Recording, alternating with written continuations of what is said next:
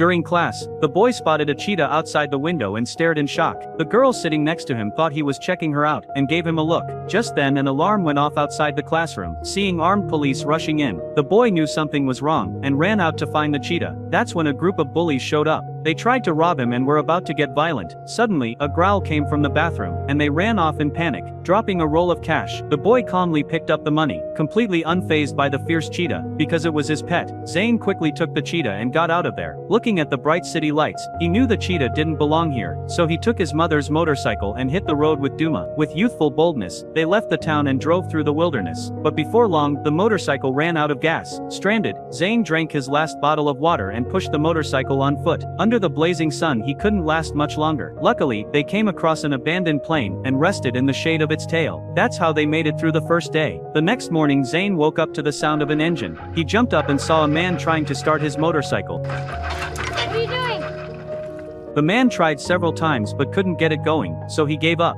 He walked over to Zane and said he was heading south. Zane told him they were going west. The man asked who we meant. Zane replied, My buddy and I. When the man saw the cheetah, he pulled out a knife and backed away. Zane asked if he had any water. The man asked what he'd trade for it. Zane offered to give him a ride on the motorcycle. The man agreed. While the man tried to start the bike, Zane grabbed the water and drank. The man finally figured out the problem and asked if the motorcycle even worked. Zane answered, If you have gas.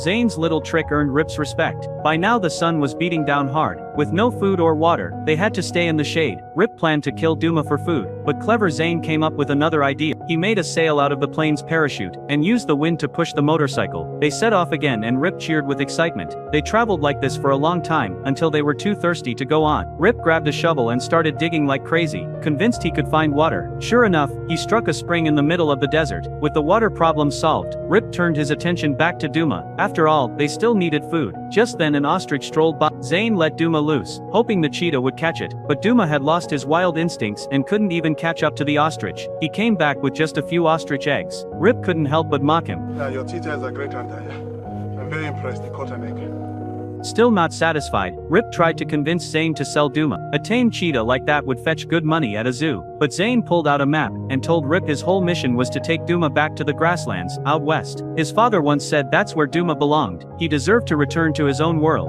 Rip thought the idea was crazy. The wild was full of danger, and a tame cheetah wouldn't last 5 minutes out there. A zoo would be the safest place for him. But Zane wouldn't budge. It was a promise he made to Duma. Rip pretended to go along with it and agreed to escort Zane part of the way.